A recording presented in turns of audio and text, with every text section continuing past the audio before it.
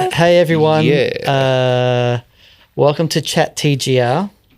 I'm Dan, and this gorgeous, handsome man next to me is, of course, Jake. Hello. And twiddling the knobs, of course, we have Lizzie. Hello. Joseph is off skiing, so it's just the three of us. It is just the three of us, but we have a very special guest in the chat today.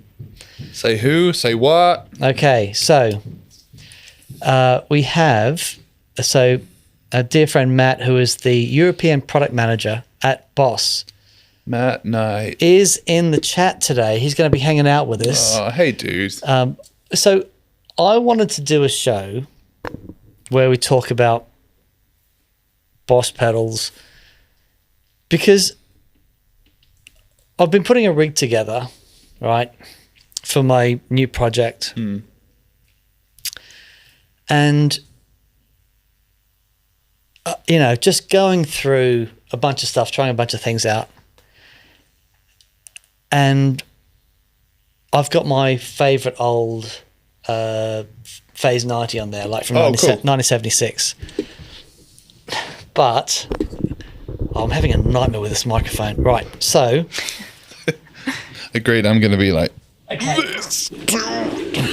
Let me just... I just thought I'd put them in the most inconvenient place for Yeah, I can tell. Right. you. I'm back. As a gift of something that happened a long time ago, I received these three pedals from Boss, and I don't know if Lizzie, you can put this in the camera, and this is part of their 40th anniversary series and their first the issue of their first compact pedals. Anyway, I took this thing out. This is the PH1 phaser. Gun. And I plugged it in and I was like, oh my word, it sounds extraordinary and it sounds unlike any of other phaser that I've used. And so I started digging through a bunch of things. I was putting this rig together and just going, because Boss has been around forever, right? They're at the start. Yeah. And they were never considered boutique. Yeah. Right? The boutique thing happens and it's all like, But sometimes I think we can forget how amazing their stuff is. Definitely. And sounds. And not just sounds, but, it's the vintage Boss stuff that I've got here that I've had forever that is still awesome. It was a vehicle into loads of us for modding pedals as well. As Joe can definitely contest. And so I just wanted to have a chat today about what your favorite Boss stuff is. We've got Matt in the chat today as well. So any questions that you've got, stick in the chat and Matt will get back to you. But also, Matt's going to come in and we're going to have a big conflab. Oh, cool, man. Because I'm really interested to see, with everything that's going on now, and here's an interesting thing, AI, right? Yeah. Everyone's freaking out about it. Boss, for a long time, I shouldn't say for a long time, they still are, always cutting edge technology. Yeah, at the forefront. Right? Always pushing tech. I'm wondering where that's going to sit. Interesting. Okay, with what they're doing. And I find it interesting, not just from a product point of view, but from a personnel point of view. Right, sure. The people that we know, super engaged. So let me introduce Matt a little bit to everyone. So in 2018, I'm still sort of reeling from the Boss ES8 thing. Of course, yeah. Right. I remember that somber NAM.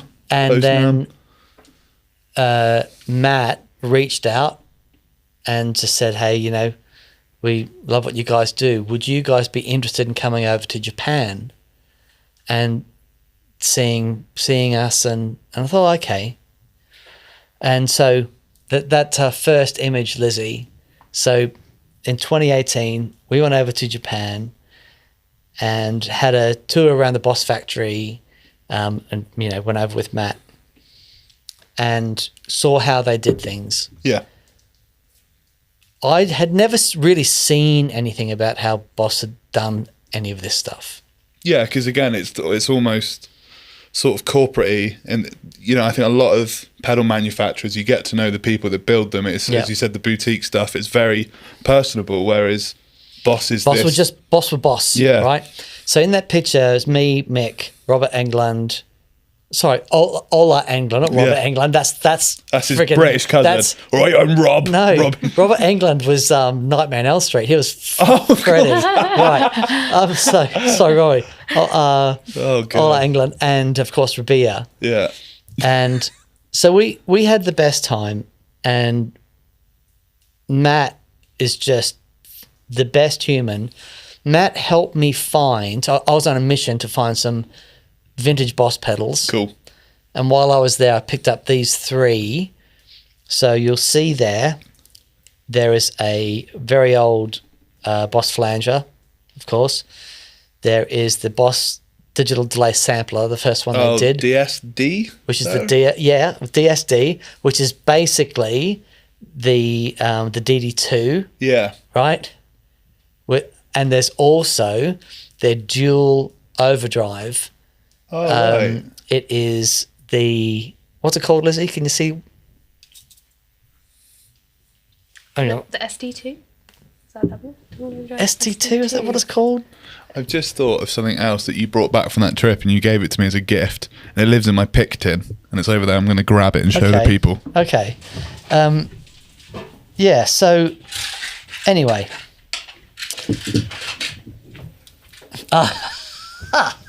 Right. Dan gets back from his travels. He goes, I've got you a present. And he comes back with this Metal Zone USB stick. Isn't that the coolest thing It's wonderful. you've ever seen? Yeah, wonderful.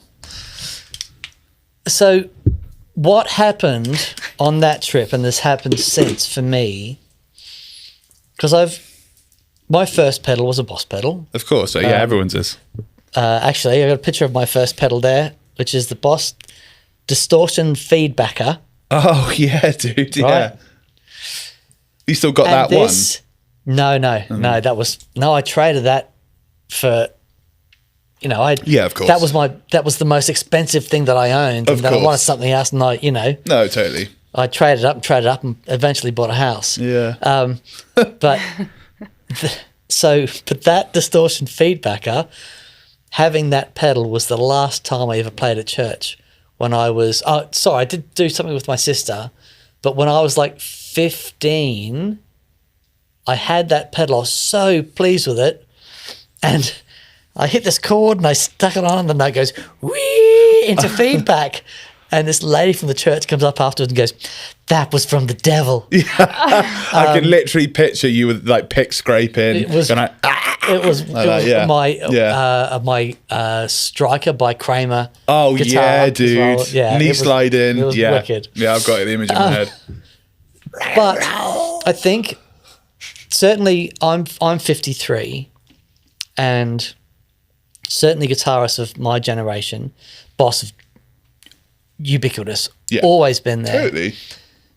So what I'm interested in, and for everyone in the chat, and hello everyone, by the way. Yeah, I don't think we said that, did we? lots and lots of people. Lovely.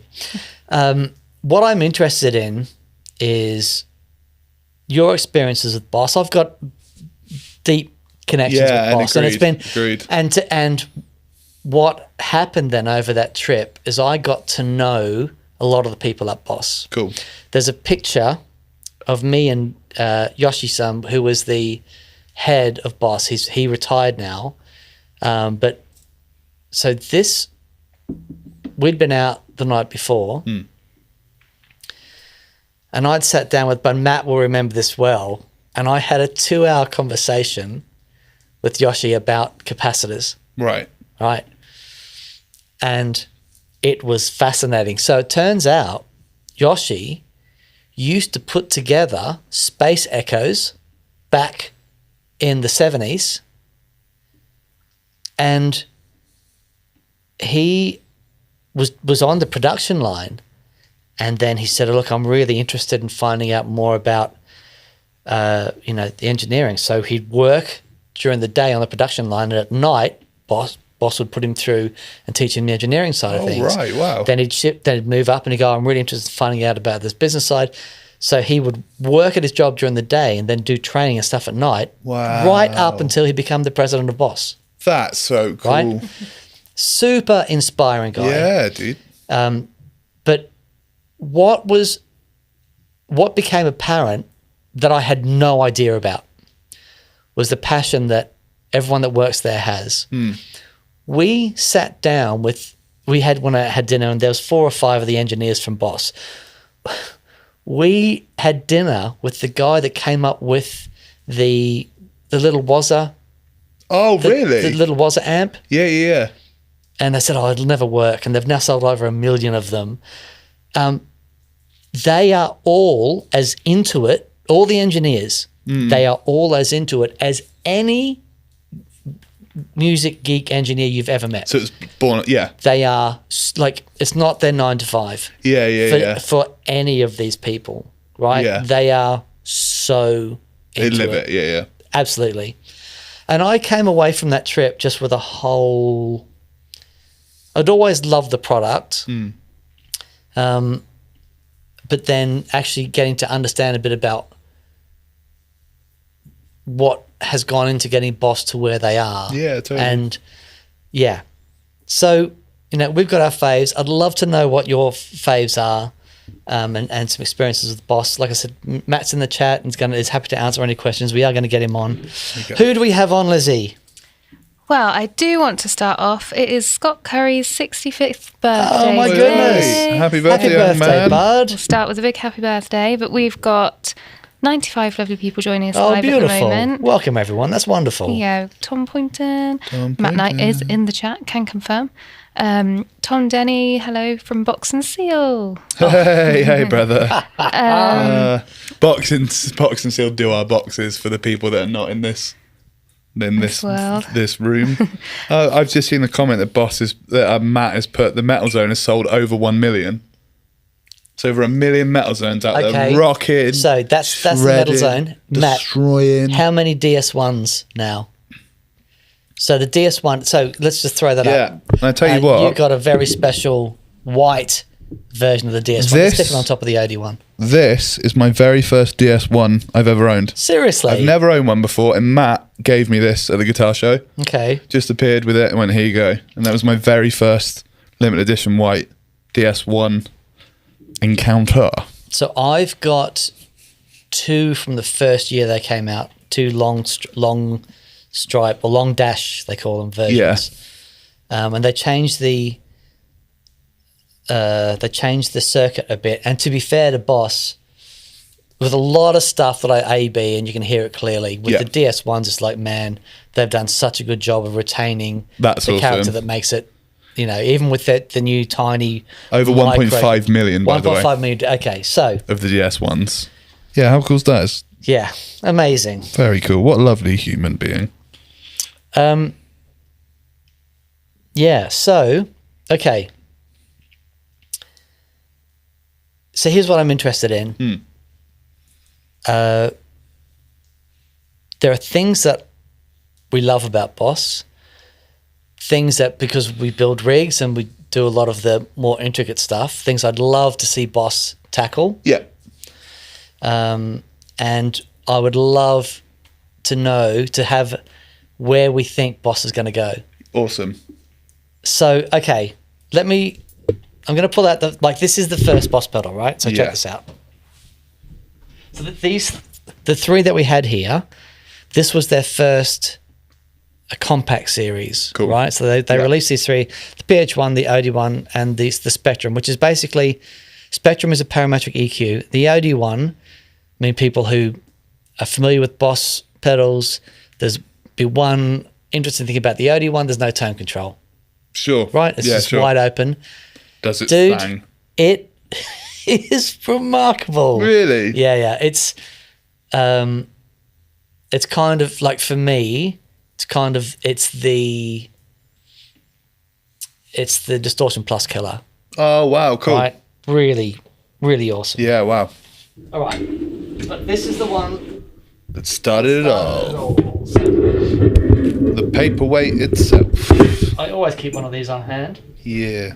Keeps one in his glove box in his car. Does that fit in the frame, Lizzie? It does. It does. Could okay. just go across towards Jake ever so slightly. Jake. Perfect. Okay. Pivot. So, Pivot.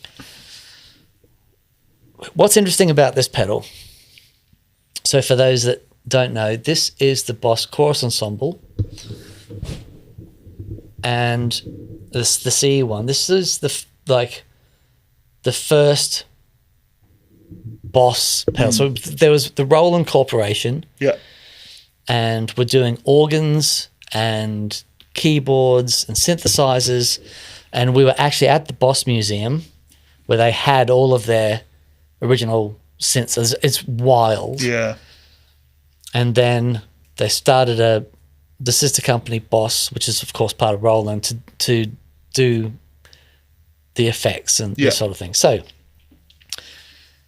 it's important to note that when this was first designed, it was designed for keyboards. Oh, okay, sure. This is not a guitar effect pedal. Originally, it was designed for keyboards. And the level control here, this is tied directly to the input. Oh, okay, sure. Right? There's no buffer before this. Right. If there was a buffer before it, it would have solved a lot of problems for people. But this is a 50k pot in here. Yes. If you plug your guitar directly into it, it's a very dull sounding thing. If you have a buffer before it, like any of these pedals, here we go, that, or other way, that side. that is a sound. Yeah. Right? But, actually, that's interesting as well. Input on the left. Yeah. Okay, And so then made it industry standard by their own doing the inputs on the right. yeah, but a common mod with these was to replace that pot with a 250k or a 500k. Oh, pot, sure. Makes right? sense. Yeah. Okay. Which is what I've done to all of mine. And Do you hear that? Mine. All of mine. I know, Multiple. it's very silly. But I first heard this with Midnight Oil. And I've got another story about that. But hearing Jim Magini with one of these back in the 90s, and you can't mistake the sound of a CE1. Yeah. There's nothing like it. Right. And whenever we have an experience days, I've had people to say, oh, can you please play me a CE1? And I'm saying, I'm not doing you a kindness. Yeah. Are you sure? Don't be, yeah, absolutely. Because once you hear it, it's like, Yeah. it's the most extraordinary thing. But hearing Jim Magini with this plugged into a couple of Voxes,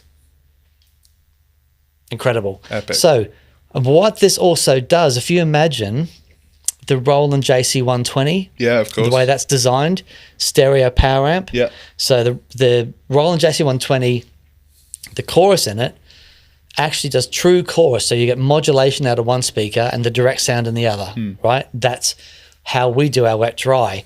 But the same thing happens in the CE1 when you have the two outputs and you plug output 1 and output 2. You only get modulation from one side. Oh, right. So it's the vibrato. Yeah, yeah. And then the really direct does the sound of thing, the other. yeah. So it's just, man, it's flipping extraordinary. So, and this guitar player saying, hey, I can plug into this as well, and it sounds amazing, led to the whole thing, right? So, and that, like for me, then it was onto the, I had a friend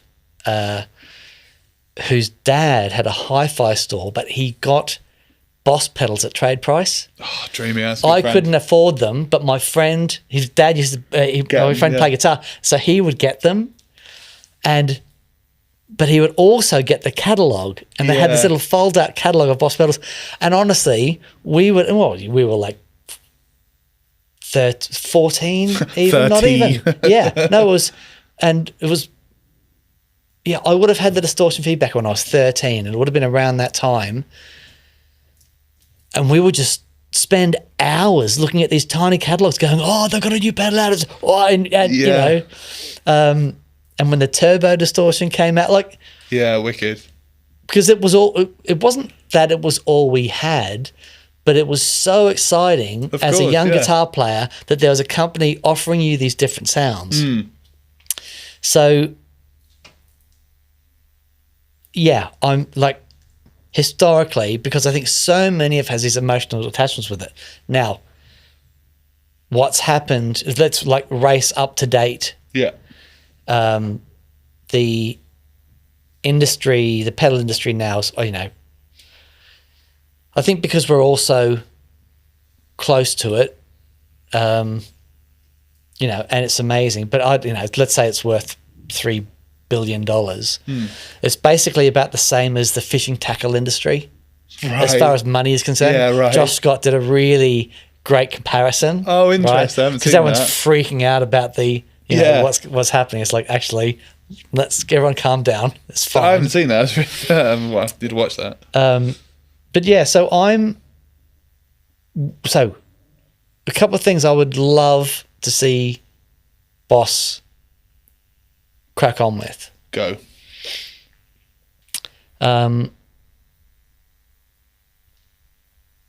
I have always struggled with the MIDI side of things with Boss. I was going to say the same thing. I agree with you. Right. Which is interesting because they do the tech so well. Yeah. But yeah, I think getting that laid out in a more... Yeah, I agree.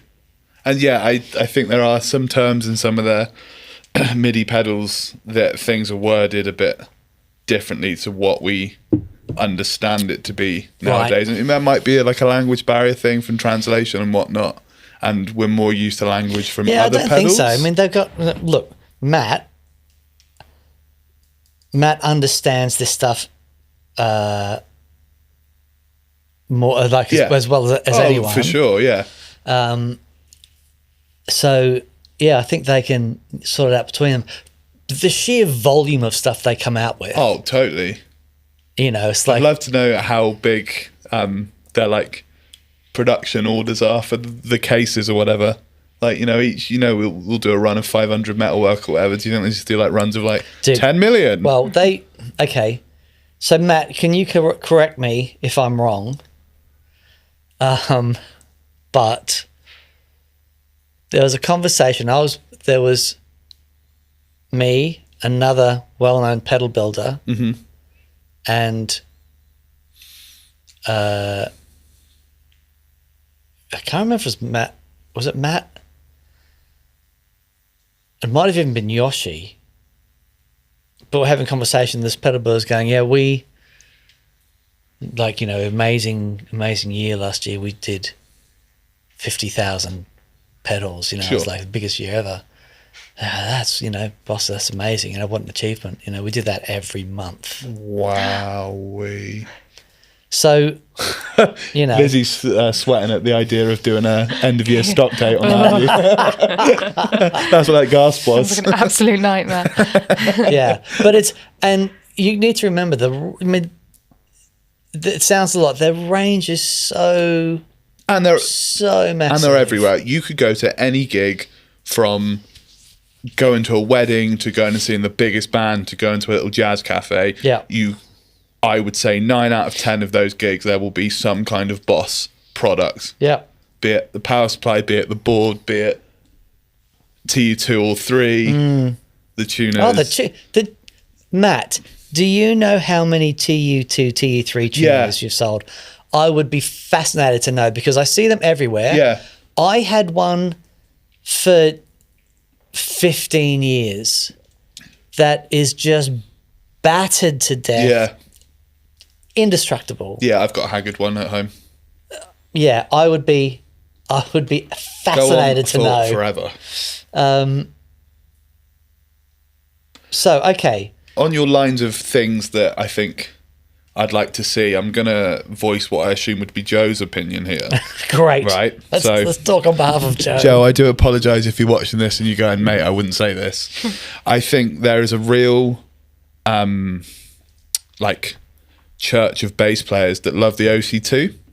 Oh, and the OC2 yes, of course. does a thing that I don't think they've got right with the OC3 and the 5. Do they do a Wazza version of the OC2? No, I don't think they do. So maybe the Wazza OC2. I know Joe would be salivating at that, but there's such a thing. He salivates at a lot of things. He's a very liquidy guy. Yeah.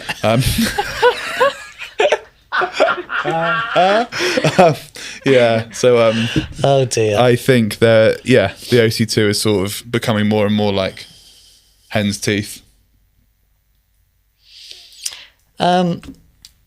Hang on. Matt Knight said no pedal tuners before 1998. What? No, that's not right. That's insane. Because I had one.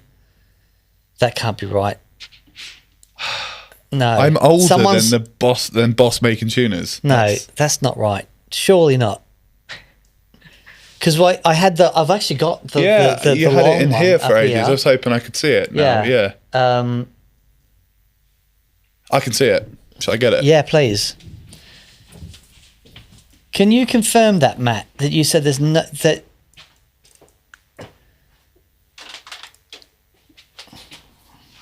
Yeah. Oh no! Oh yes. Okay, right. So this is another Boss tuner that I had. Here we go. I know the one you're on about. It was in like a black. Yes. Yes.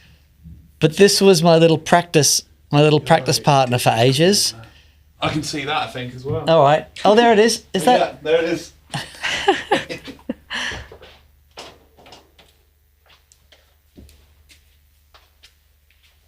No, this isn't it.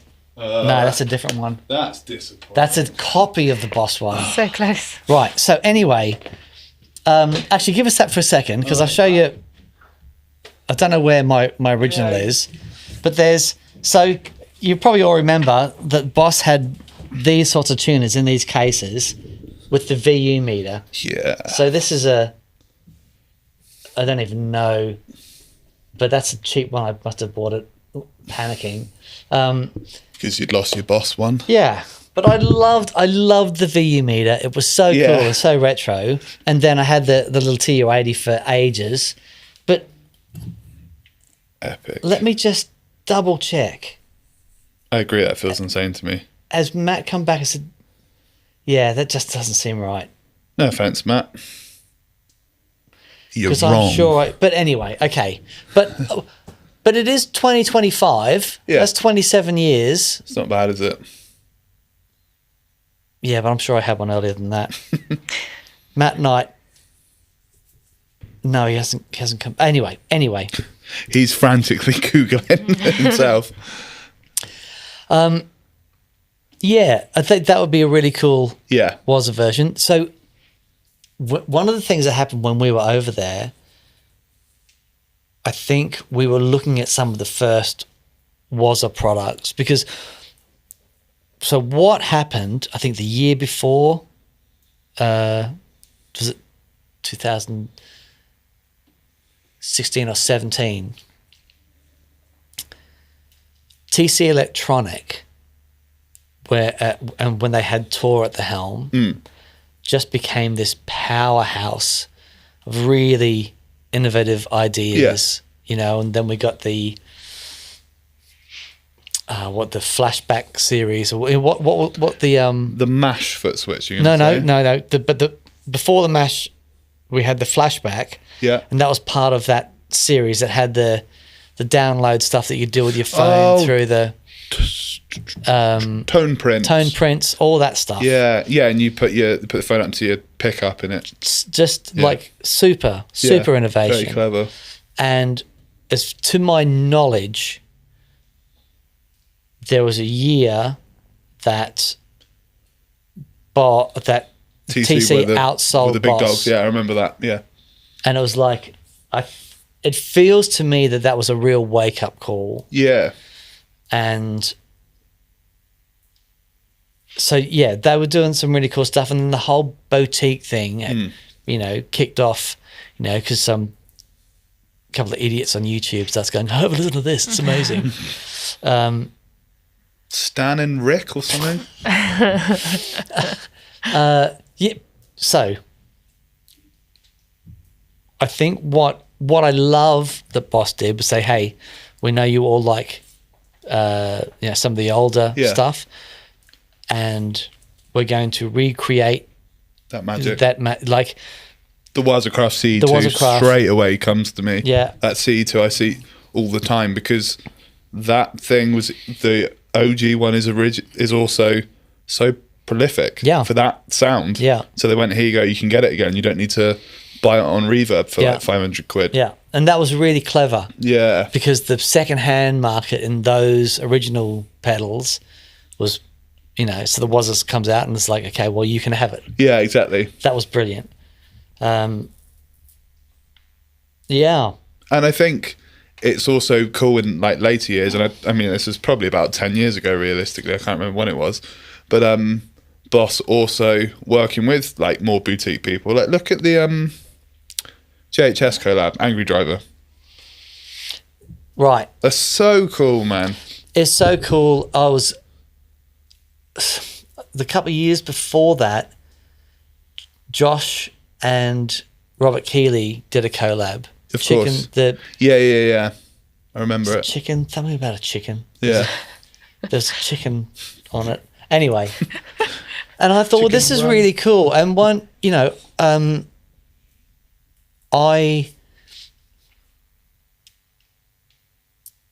just the business of making that work was really interesting. But then how Josh managed to pull off a collab with Boss. Yeah. I think, hats off to the guys. Totally. Absolutely amazing. Yeah. And I don't think they've done it since. You've also got the Waza Solar Sound. It was fuzz. steak and eggs, apparently, Dan. Steak and eggs. There you go. Steak and eggs. Something about chicken, It's been confirmed. It was 1998. Matt, you're wrong. I love you very much, but you're wrong. It was 1998 to 2009, and then the TU3. You started when I was 3. That's incredible. 3 years old when you started. Evan Ward called it the angry chicken. Yeah, the steak and eggs. There you go. And that was astonishing, that they pulled that off, and the Angry Driver, and they did such a great job of that. The pedal that I found in Japan that I was after was actually the topography, the architecture behind the Angry Driver. Oh, right. Because you've got the dual concentric pots in it, yes. and being able to blend the two. And epic. It's, Another collab that they did, is the Tone Bender. TB2 Waza. Remember this guy? Of course, yes. Him? I remember it very well. Yeah, I mean, so... You got one? Yes, Of course you do. Of course you do. Stupid question, Jack. That's... Yeah. But man, they did such a great job of that. Yeah, and they sold out that's instantly. with Solar Sound, right? Yeah, man. Yeah, I mean, I feel guilty for having it. I'll take it. But not that guilty. Yeah, fair enough. Understand. But, because they can only do a limited run. You get the right transistors and everything. Mate, they just sound so good. So here's what I love. They are, for such a massive company, there are people with passion who are driving the decisions. Yeah. That is unusual. Yeah. Agreed. The Solar Sound things are great. Yeah. They can only do a limited number, and they're going to sell out in 2 seconds. They're not going to make a whole lot of money on them, and whatever money they make, they're going to split the profit with someone else. Yeah, if you're a global, gargantuan corporation, yet you're doing really boutique runs with a small company. That's unreal. Yeah. So picturing Dyson doing a limited edition Hoover, 300, doing a collab with, just you wouldn't see it. No offense, Dyson, if you're working on that. I just know so many companies that just it wouldn't happen because financially it doesn't make sense, and they're a business and they've got to make money. But there's enough people who are passionate about it saying we're going to do this because this is awesome. Yeah. You know, and it's funny when you meet the engineers, you go, oh, I see. That's wicked. 'Cause That's really cool. Yeah, it was very cool. It gave me a real insight into how that all happens. And I haven't met the new president, but meeting Yoshi, you know, and he'd text me on my birthday, and Wow. you know, it's just, and he was as into it as anyone as well. Yeah. You know. But that's because from what you're saying, if you start on the production line and you work your way up, that's so cool. Yeah, it's really. It's not some CEO going from different corporation to different corporation. Yeah. I think Well, that's- okay, and here's the other thing. I've been saying a lot of stuff about Matt, but you know, I know a bit about Boss Pedals. Haven't been a fan for so long. Matt is an encyclopedia. Really? You could ask him the difference between any year of production of any pedal, and he'd be able to tell you what's going on. Oh, that's wicked. It was amazing. Yeah, that's cool. You know, and having the other thing is as well, you know, we have the Matt's made himself available. Now, Matt just sent me a message, says, thanks, I am watching and working. The TU2 was the world's first pedal tuner. Was it really? 1998. Before then, everybody was going to drop D out loud. Bow, wow, bow, wow. Very good. But okay, so check this out. We have the European product manager of Boss at Roland Europe. He's made himself available to be in the chat of a tiny little pop. And this wasn't planned. No, You told me to text him at 35 minutes past, I think, 3. Yeah. And he's just gone, I'm in. Yeah. You know. You're wonderful, Matt. But it's just indicative of who they hire. Boutique care, Yeah. but from a corporation. So I think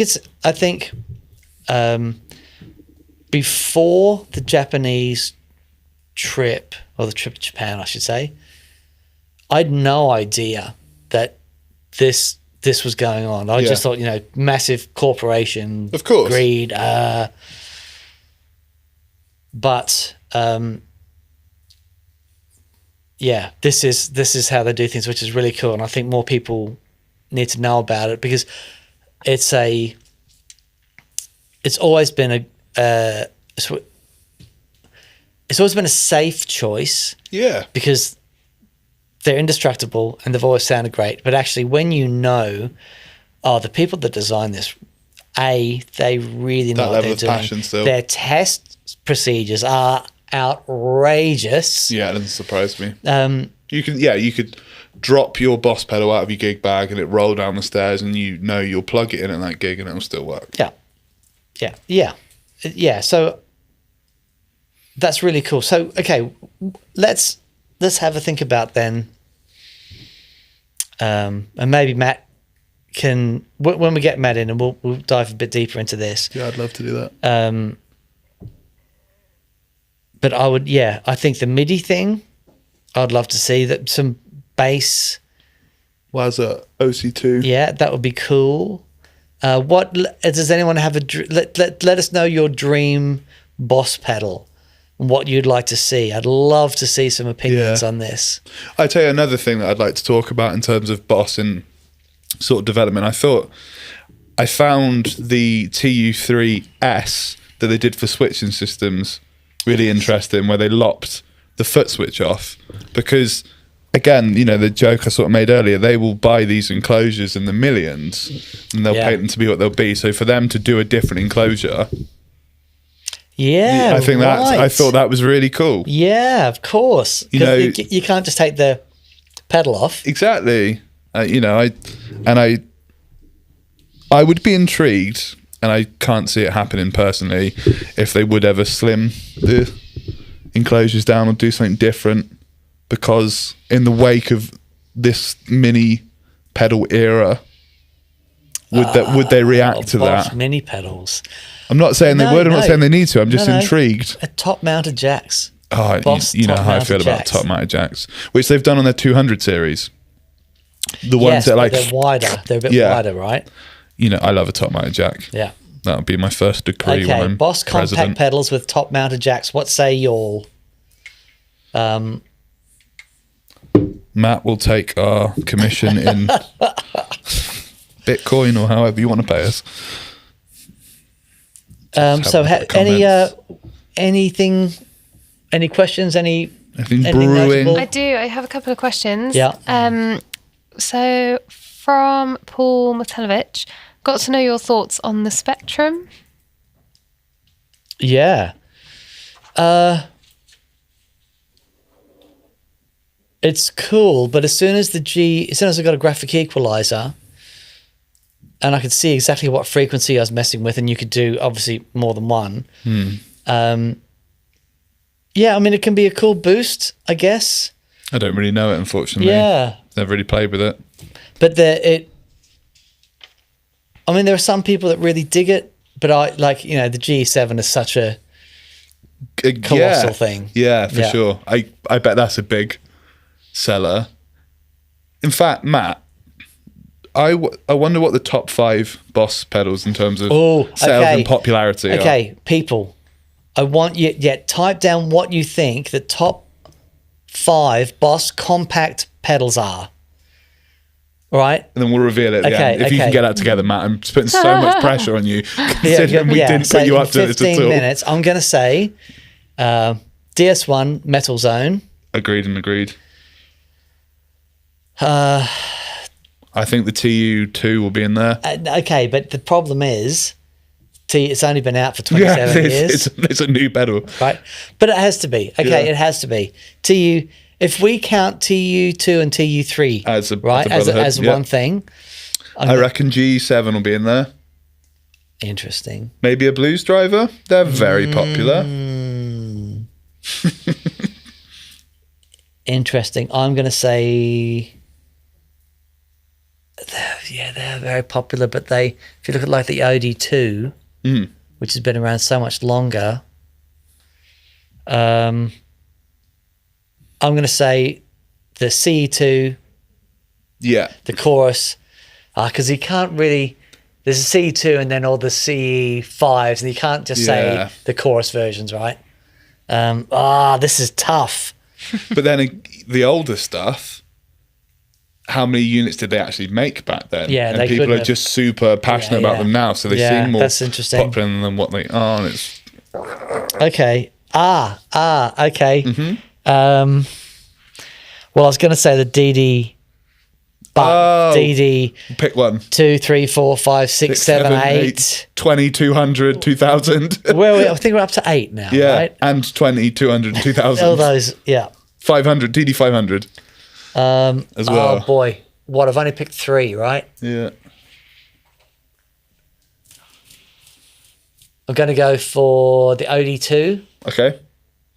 and I'm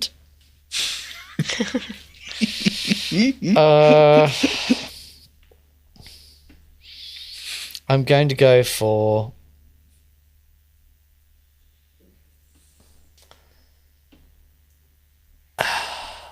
it's so tricky. Oh, because I also want to say the FZ, but Yeah. but there's, which are awesome, but they've had so many different versions of that now, and the new one is COSM, that technology. Yeah, I really rate that. The FZ5. Yeah, I've got one of those FZ5. at home. Yeah, I've got one Yeah. of those. Okay, and my last one will be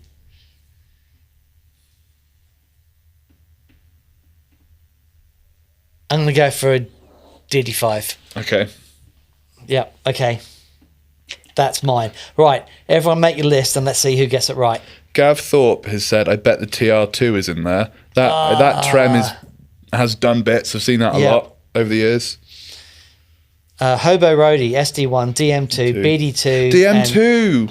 Yeah. DM2, but the DM2 is an analog delay pedal that was built for a short period of time. You saw them everywhere. But they only made probably 100,000. Yeah. It's limited run of 1 million.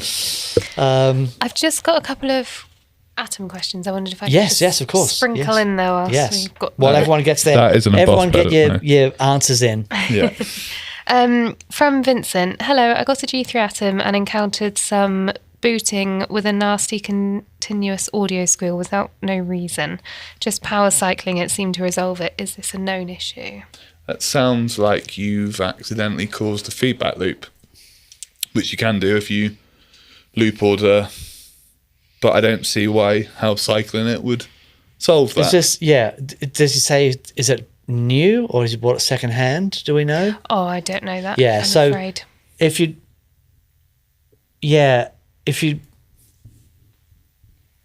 Video, that I might be a don't- video call. one. jump on a chat with us and we'll go through it with you. But make sure you've got updated software. Because that doesn't happen. No, No. shouldn't have it No. unless you make it happen, because you can do it. And we did have that. You could make it happen. Yeah, We had that discussion. Should we make it that you can create feedback loops, or the unit wouldn't let you do that? But we thought, let's make it as open as possible. But yeah. Next Okay. question, Lily Bed. And KMB has asked, as a long-time G2 user, I'm planning on buying an Atom. Has Dan Wonderful. given any serious thought to allowing the Atom S stereo jacks to be used for series mono when needed? the Atom S stereo jacks. Asked us quite a lot. So you'd make loop 1 stereo. You would make sort of like loop 1 and 2, because currently now if you'd use like a TRS Y cable, it would sum that second loop to output 2. But then you would obviously activate both pedals at the same time if you did that. Right. It's a question. I get asked that quite a lot, to be fair. and you'd activate them in parallel. Yeah. Yeah. Okay. All right. So I have given some serious thought to it. The problem is how you activate it. If this is something. All right. The simple answer at the moment is no, but it's not no forever, because it's absolutely possible.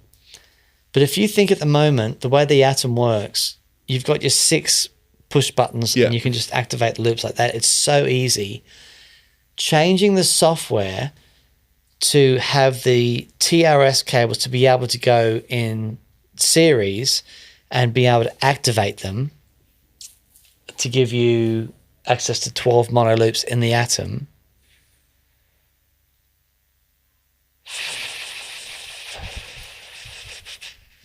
We could. Oh, I think I know how to do it, which is very sad of me. Leave it with me. Again, currently no, but We've got a crazy software roadmap. Who's to say that that a software update wouldn't mean that you couldn't do that? So, yeah, okay. But it's not imminent. It's not imminent. I don't want people in like 2 months being like, you said you're working on that. Yeah. Like, we do have quite a heavy roadmap of software updates and we're new working products. on. The new products that are coming out this year. We've got the metalwork. I think we've got I think we've discussed about 6 or 7. There's 6 things that are currently happening. We busy. Yeah. We that busy. Yep. We that busy. Busy. One more question from Simon. Dan, ever thought of showing an EQ 200 as a treble booster or volume booster? I know Mick and you have done an EQ pedal show years back on that pedal show. Yeah. Sorry, KMB says, I believe in you, Dan. Thanks for considering. Right. Okay, so.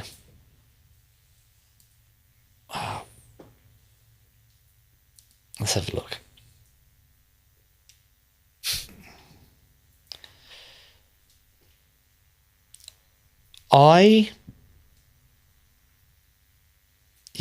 So the EQ 200 is their digital EQ. It's very good, and that's got the screen on it so that you can see the curve. Yes. And you can do presets. So I love that. Top mounted jacks. Top mounted jacks. You know how I feel about that. I do. It's very good.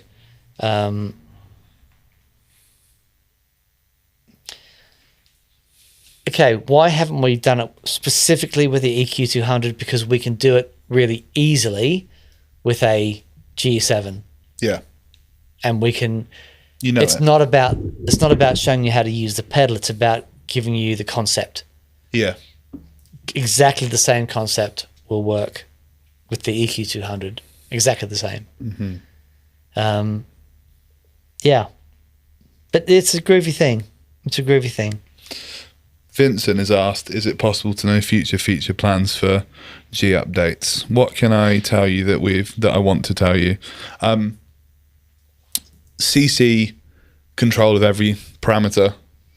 We're working on that. Yep. That's happening. That's what our software engineer is currently working on. Gavin's question a few weeks ago about tuner on Stuntbox. That's been approved to be worked on. That's been worked on. What else? We're going to make it that the MIDI sequencer, you can click through it. Oh, that's So opposed to nice. it going, so when you turn the sequencer on, opposed to it looping around or doing the one shot, you could click, send a message, click, send a message. Because a lot of people like the idea of, say, a Mobius and being able to click through like chorus, click again, vibrato, click again, rotary or whatnot. That's next. As well as all of those, there's a few other things I'm probably forgetting. There's also the web editor upgrade that we're working on at the moment to make G3 completely controllable via the web editor.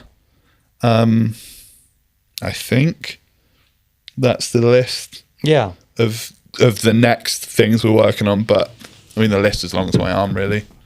Yeah, that's the one awesome thing about the G3 platform is because it's so open that we can work on this, and there is actually thoughts of perhaps making it open source as well. Oh, really? Wow. Okay. Which could be really fun. It could be a nightmare. Yeah, so it would be terrifying is what I was going to say. It could be really fun. Yeah, cool.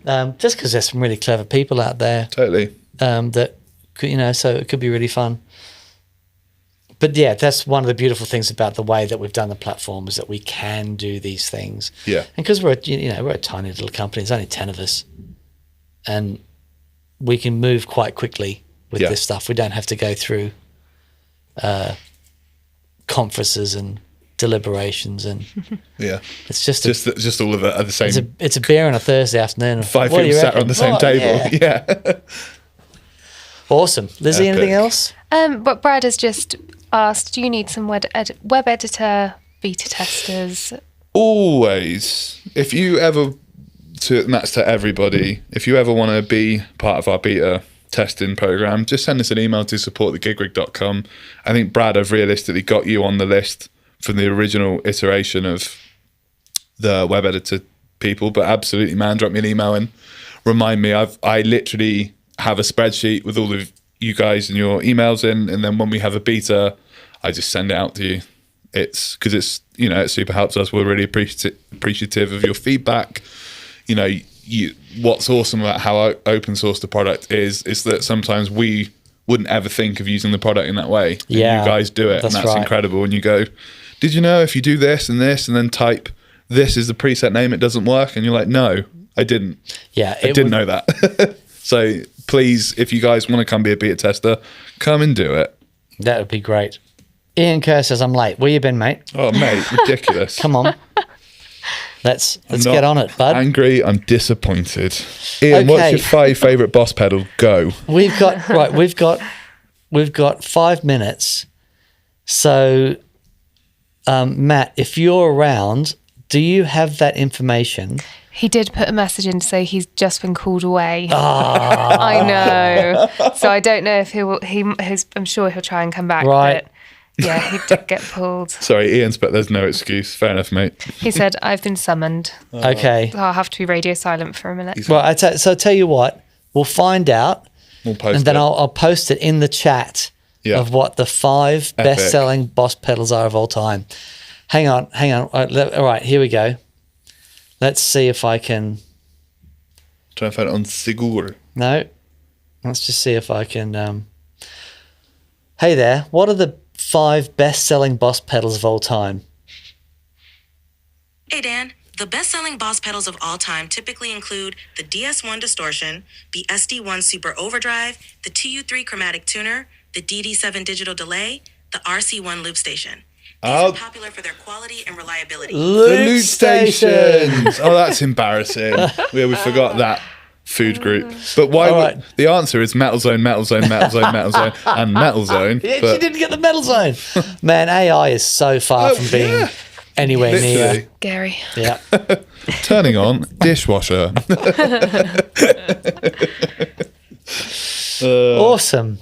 So what does open source mean, Dan? I'm sorry if I'm being very... It means that you're going to have to do Ketchup. all the code for. Right. Yes. You open it, but ketchup in it, and mayo, and No, it just means that we don't lock away Oh, okay. the code. So if anyone wants to get in there and actually have a mess around with the code, that they Wow. can. Oh, okay. Yeah. Interesting. Yeah. people much more nerdier than us. Yeah. Yeah. Go and do your thing.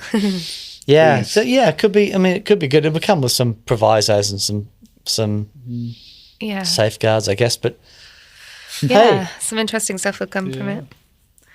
Someone works out how to control a coffee machine via CC or something. That'd be- I'm there. so- I'm so there. good. Do that, please. so good. Oh, so Someone's awesome. put open source means someone will get Doom, the game Doom, running on G3, or Skyrim. You'll be playing Skyrim on the little screen on G3. That's what I want. Your Gav drum is thought- like line You check and a kick drum. absolutely could do that. Gav Thorpe has said, Lizzie, it means that Jake and Joe would have nervous breakdowns from the tech support questions. There we go. Yeah, it does. It does. My G3 is on fire because I went open source. Someone help me. Feels like a you problem, sir. Goodbye.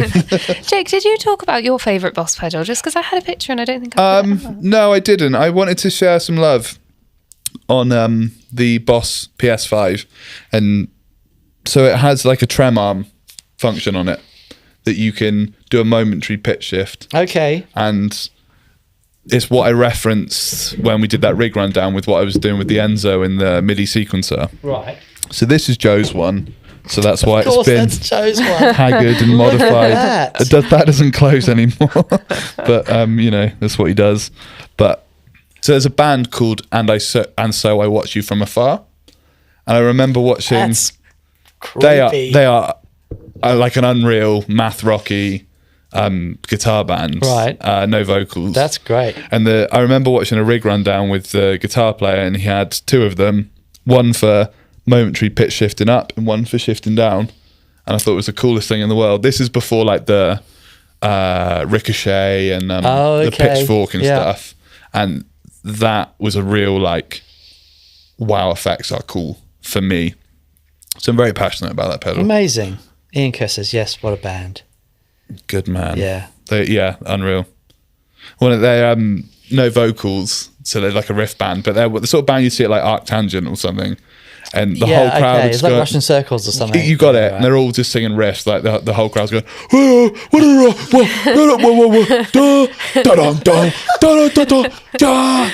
and everybody's sort of doing the head twitch because it's odd time signatures. You know the exact crowd I'm on about. You know exactly. That's fantastic. Yeah. Is there some dude in a long overcoat going around the corner going, hey, you want some ADHD meds?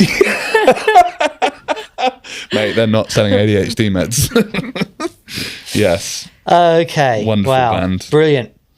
Well, that was fun. Massive thank you to Matt who was on.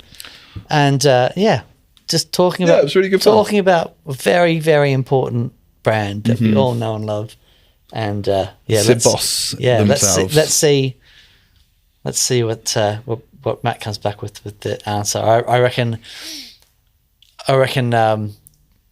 Metal Zone, AI is Metal a Zone, swing and a Metal Zone. miss. Yeah, agreed. Yeah. Yeah. Cool. Okay. Thanks, Wonderful. everyone. Next week, Joe will be Back back. to full strength. He'll be back. Okay. Okay. And you'll All be of back. us. Yeah, I'm here. Am I here? I hope so. Okay. Yeah, it feels real. It feels real. Brilliant. All right. Have an awesome weekend, everyone. And if you're playing this week, and what I want you to do, Once you've set up and you've got your sound and everything perfect, just go to your amp and I want you to nudge it up just ever so slightly. Give your Boss pedal just a little nod. Yeah. Yeah, because you have one on your board. There you go. Everyone has one. Perfect. Brilliant. Thanks, everyone. Oh, bye. Be good. We'll see you next week. Bye, guys. Thanks, guys. Bye. See you later. We need some outro music. It's